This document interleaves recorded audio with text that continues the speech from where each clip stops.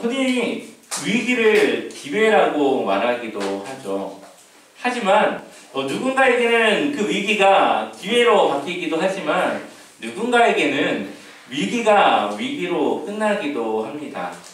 여러분들은 어떻게 생각을 하십니까? 저는 개인적으로 위기를 별로 겪고 싶지는 않습니다. 네, 위기를 아무리 기회로 바꾼다고 하더라도 굳이 위기를 자처하거나 어려움을 뛰어들어 겪고 싶은 마음은 없습니다. 하지만 우리가 살아가다 보면은 직면해야 될 때가 있죠. 위기를 마주쳐서 그 위기를 이겨내야 되는 경우들이 생기게 됩니다. 그럴 때마다 우리가 그 위기를 이기기 위한 무언가를 해야 되는데 참 그 위기 앞에서 우리가 너무나도 작다라는 것을 느낄 때가 많이 있습니다. 저뿐만 아니라 여러분들도 이제까지 지나오면서 수많은 위기들을 이겨내셨을 것이고 내가 원치 않았지만 그 어려움을 이겨내며 또 마주하며 보내오셨을 거라 생각합니다. 그리고 앞으로도 우리는 위기를 만날 수밖에 없습니다. 그렇다면 우리는 그 위기를 어떻게 이겨내고 극복할 수 있을까요? 오늘 다윗의 이야기는 우리에게 문제보다 크신 하나님에 대해서 말씀하고 있습니다. 세상 어떤 문제도 창조주 하나님보다는 클 수 없다는 것이죠. 창조주 하나님이 내 편에 서서 나와 함께 하시면 그 문제는 더 이상 문제가 아니게 되는 것입니다. 오늘 다윗 이야기를 통해서 하나님의 능력과 지혜가 얼마나 큰지 우리가 함께 나눠보고자 합니다. 지난주 다윗의 밧세바 사건을 통해서 밧세바 사건에 대해서 함께 나눴습니다. 하나님 앞에서 진실했고 누구보다 믿음이 진실했던 다윗이었지만 그 사건을 통하여서 그의 인생에 또 다른 어려움이 닥쳐오기 시작합니다. 다윗은 그의 죄가를 치르게 되었고 그 과정들이 오늘 이 본문의 말씀까지 이어지게 됩니다. 그 내용을 요약해보자면 이렇습니다.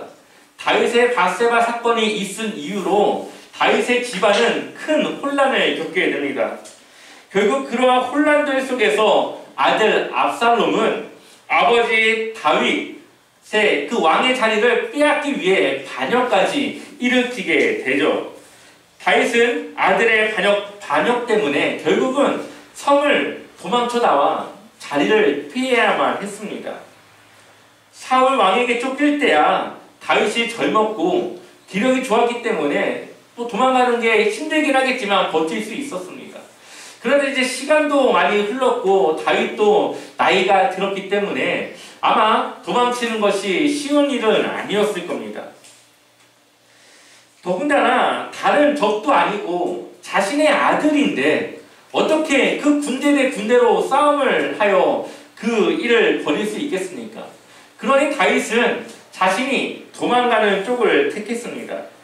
지금 다윗은 아마 인생에서 아주 큰 위기에 닥쳐 있을 겁니다.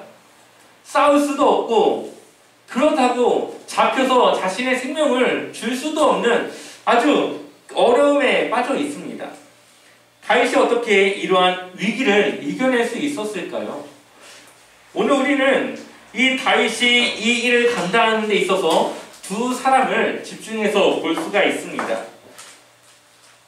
먼저 아히도벨을 보게 되면은 이 아히도벨과 후세라는 사람이 있는데 그 두 사람 모두 다윗의 사람이었죠.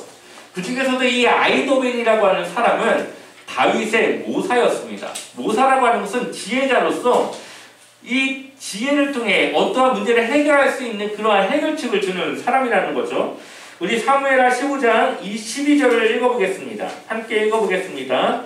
제사 드릴 때에 압살롬이 사람을 보내 다윗의 모사 길로 사람 아히도벨을 그의 성읍 길로에서 청하여 온지라.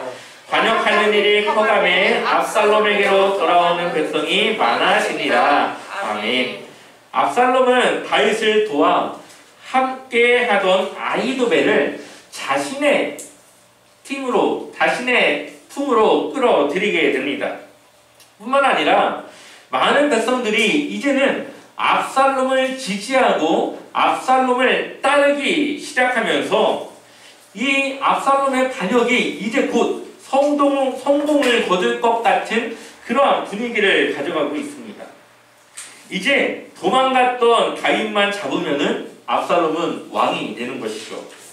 그러기 위해서는 누구보다 다윗을 잘 알고 있고 그와 함께 있던 아히도벨의 힘이 필요했습니다. 아버지 다윗을 잡기 위해서 아히도벨을 통하여서 이 다윗을 잡기 위한 계획을 세우고자 하는 것이죠. 누구보다 다윗을 잘 알고 있고 누구보다 지혜가 뛰어났던 이 아히도벨과 함께하는 이 압살롬은 이제는 다윗을 잡는 것은 시간 문제밖에 되지 않습니다. 그래서 다윗은 자신의 친구였던 후세를 압살롬에게 보내게 되죠. 다윗이 가는 길에 후세를 만나게 됩니다. 그리고 다윗은 후세에게 압살롬에게 가서 아히도벨의 모략을 막으라고 이야기를 합니다. 우리 한번 사무엘하 15장 34절의 말씀을 같이 읽어보겠습니다. 그러나 내가 만일 성읍으로 돌아가서 압살롬에게 말하기를 왕이여 내가 왕의 종이니이다. 전에는 내가 왕의 아버지의 종이었더니 이제는 내가 왕의 종이니이다 하면 내가 나를 위하여 아히도벨의 모략을 피하게 하리라. 아멘. 다윗은 후세에게 자신을 배신하고 압살롬에게 간 것 같이 하여서 그 압살롬의 편에 서라고 말하고 있습니다. 쉽게 말하면 뭐가 되는 거죠? 스파이가 되는 거죠.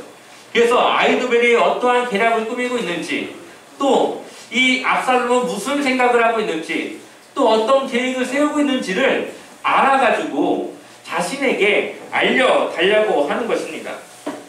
객관적으로 이 아히도벨을 후세가 막을 수는 없습니다. 아히도벨의 능력은 아주 출중하기 때문에 후세하고 비교가 되지 않는 능력이었죠. 그러나 아히도벨에게는 없는 하나님이 후세하고는 함께하고 있었음을 우리는 모두 알고 있습니다. 다윗이 도망가며 아히도벨이 압살롬과 함께한다는 이야기를 듣고 가장 먼저 한 것은 무엇이었을까요? 그것은 기도였습니다. 사무엘하 15장 31절을 보면 어떤 사람이 다윗에게 알리되 압살롬과 함께 모반한 자들 가운데 아히도벨이 있나이다. 자신과 함께하던 아히도벨이 지금 압살롬의 편에 섰다는 거죠. 다윗이 이르되 여호와여 원하옵건대 아히도벨의 모략을 어리석게 하옵소서 하니라. 아멘. 어떤 사람이 다윗에게 와서 아히도벨이 압살롬과 함께하고 있다는 것을 알려줍니다. 누구보다 아히도벨에 대해서 잘 알고 있는 다윗은 자신이 잡힐 가능성이 더욱 높아졌다는 것을 직감하게 됩니다. 다윗은 이번 일에 목숨을 잃을 수도 있는 상황에 직면하게 된 것이죠. 그리고 다윗은 아히도벨의 모략을 어리석게 해달라고 하나님께 기도합니다. 누구보다 하나님을 사랑하고 잘 알고 있던 다윗은 가장 먼저 하나님께 기도하였습니다. 이것은 그가 하나님을 잘 믿고 여전히 하나님과 함께하고 있다고 하는 것을 우리에게 보여주고 있는 모습입니다. 오늘 다윗은 우리가 어떤 문제를 만났을 때에 어떠한 자세를 가지고 하나님께 나아가야 되는지를 보여주고 있습니다. 그것은 문제 앞에서는 당당해야 되고 또한 하나님 앞에서는 겸손히 기도해야 된다는 사실입니다. 기도에는 능력이 있습니다. 기도는 기적을 일으키게 됩니다. 기도하지 않고 기적을 바라는 것은 어리석은 모습입니다. 우리가 바라는 기적은 바로 하나님의 능력이라는 것이죠. 우리에게는 기적인 그것이 하나님에게는 너무나도 당연한 것들이 됩니다. 그러니 하나님만 내 편에 서시면 기적은 언제든지 일어날 수 있는 것이고 우리의 문제는 한순간에 해결될 수 있는 문제가 되는 것입니다. 예레미야 33장 3절 같이 한번 읽어볼까요? 함께 읽어보겠습니다. 너는 내게 부르짖으라 내가 내게 응답하겠고 내가 알지 못하는 크고 비밀한 일을 내게 보이리라. 아멘. 하나님께 드리는 기도를 통해서 하나님은 우리에게 지혜를 주십니다.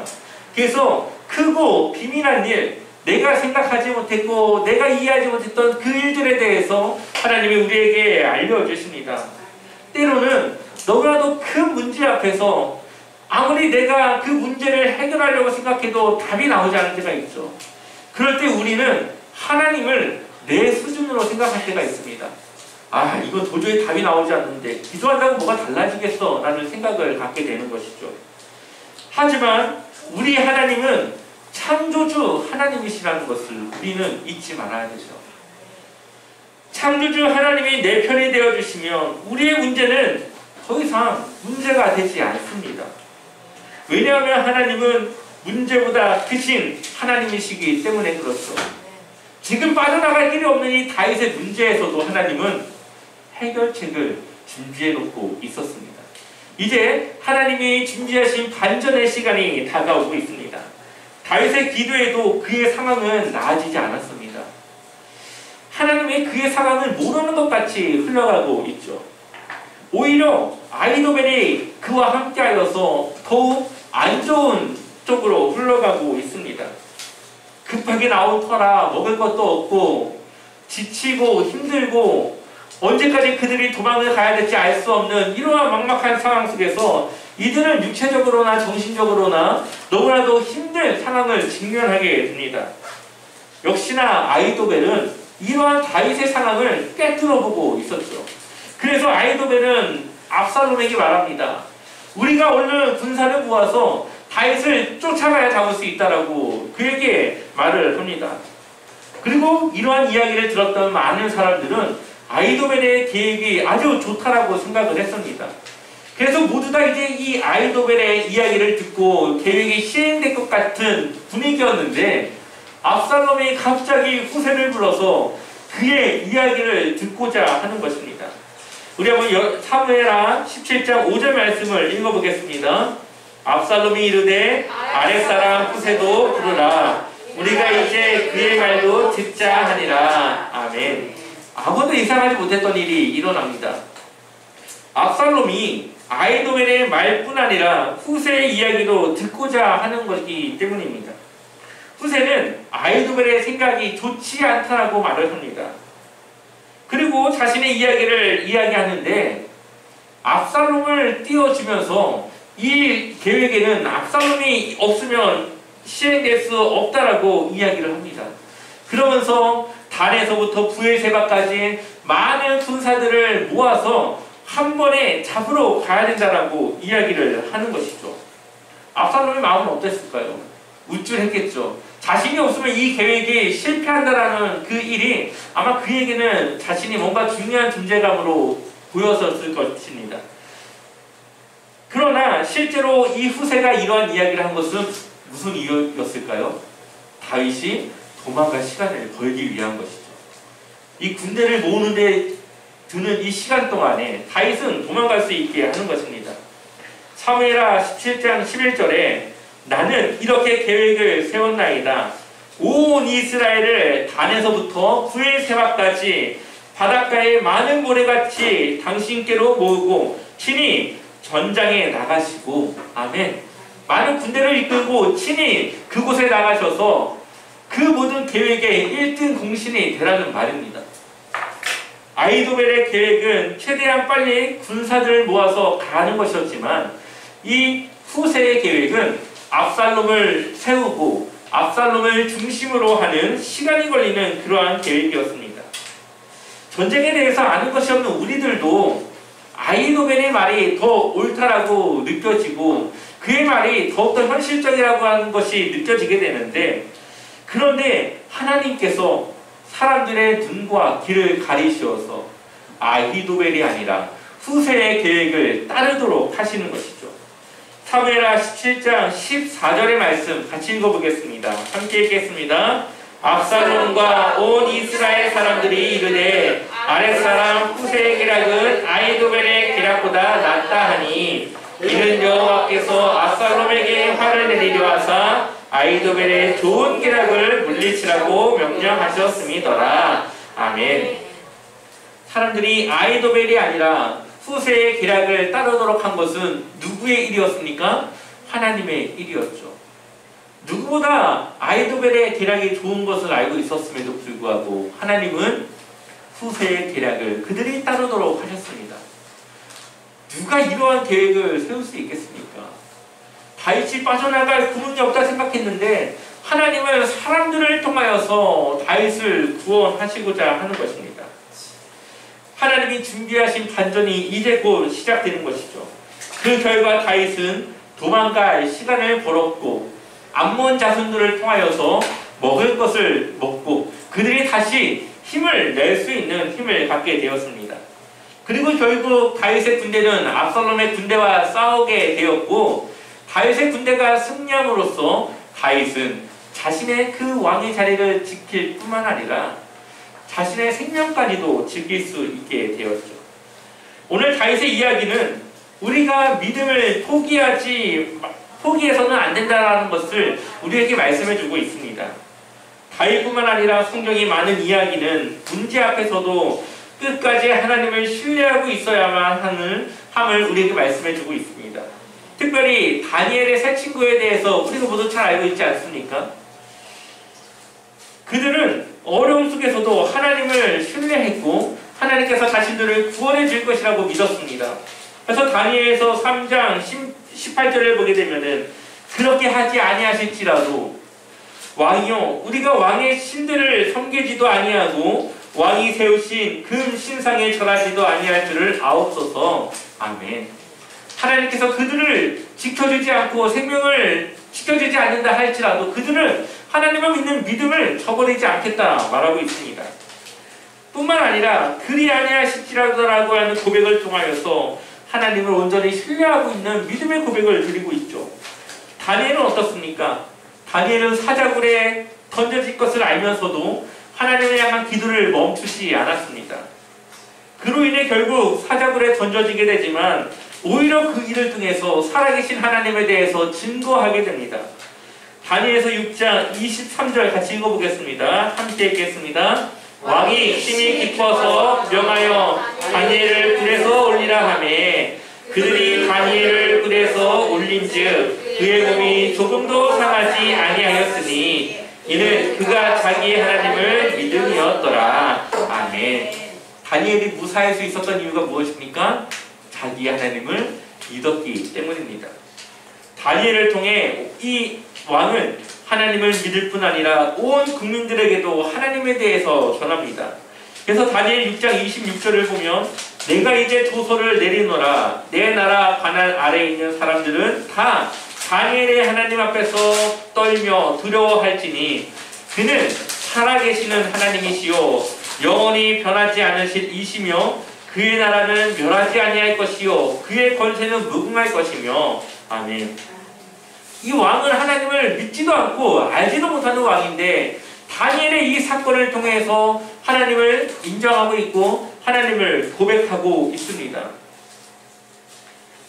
위기의 순간 믿음을 놓지 않고 끝까지 믿음을 지켰던 다니엘과 그의 세 친구들을 통하여서 하나님 살아계신 하나님이신 것을 보여주고 있고 증거하고 있는 것이죠.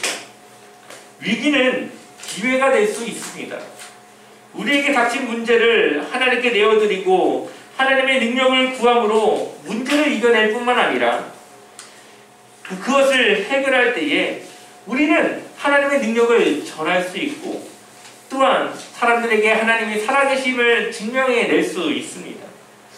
하나님은 그 문제를 해결하기 위해서 모든 일을 준비해 두시고 우리가 믿음으로 하나님께 기도하며 도움을 구하기를 기다리고 있다는 것이죠. 이렇게 하나님은 우리의 삶의 모든 영역에서 우리를 위해서 도우실 준비를 하고 계십니다. 하나님은 모든 것을 알고 계십니다. 그리고 앞으로 만날 일, 문제들 그 모든 것들을 하나님은 아시고 미리 준비해 두고 계시다는 거죠. 우리에게 필요한 것은 믿음입니다. 어떤 상황에서도 우리의 믿음을 잃어버려서는 안 됩니다. 다윗은 믿음으로 기도하였고 하나님은 이 다윗의 기도에 응답하시고 그의 기도 가운데 그를 구원해 주십니다. 다윗은 자신의 지난 죄로 인해 또다시 어려운 상황에 처하게 되었죠. 그러나 다윗은 위기를 통해 살아계신 하나님을 또다시 만날 수 있게 되었습니다. 죄 속에 은혜가 있다라는 말이 있듯이 죄는 좋은 것은 아니지만 그 죄를 통해서 우리를 돌아보고 우리에게 하나님이 필요하다는 것을 우리가 깨닫게 하며 하나님을 의지하고 하나님께 돌아가도록 하는 그러한 은혜가 있다라는 것입니다. 이와 같이 오늘 우리는 다윗이 긴박하게 성을 빠져나가면서도 하나님께 기도했던 것을 잊지 않고 행했던 것을 기억해야 합니다. 가장 어려운 순간 무엇보다 하나님을 기억하고 기도하는 것은 그의 삶이 기도의 삶이었고 늘 하나님을 생각하며 교제하는 그 사람이라는 것을 우리에게 보여주고 있는 것입니다. 요나도 물고기 뱃속에서 무엇을 합니까? 3일 동안 하나님께 기도하죠. 우리는 하나님께 기도할 수 있습니다. 위기의 순간, 그 문제를 직면하는 그 순간, 아무것도 할 수 없는 그 무기력한 순간에 우리는 하나님께 기도할 수 있습니다. 우리가 기도하기 위해서는 지금부터 하나님께 기도하기를 쉬지 않고 늘 하나님과 교제하며 믿음으로 나아갈 때에 정말 위기의 순간 하나님이 필요한 그때에 우리가 하나님을 생각하고 하나님을 의지할 수 있는 믿음을 가질 수 있게 되는 것이죠. 우리가 하나님과 꾸준히 교제하며 동행하며 살아갈 때에 우리는 하나님을 의지할 수 있는 믿음을 가질 수 있게 되는 것입니다. 앞으로 우리가 만날 어려움을 위해 지금부터 우리가 해야 할 것은 기도하는 일이고 하나님을 향한 믿음을 더욱더 성장시켜 하나님을 향한 그 믿음으로 그 문제를 직면할 수 있는 용기와 힘을 얻는 것입니다. 여러분들의 삶에 하나님을 믿는 그 믿음과 늘 생활 속에서 일어나는 그 기도를 통해서 하나님과 늘 교제하며 동행하는 그런 삶을 살아가시기를 축원합니다.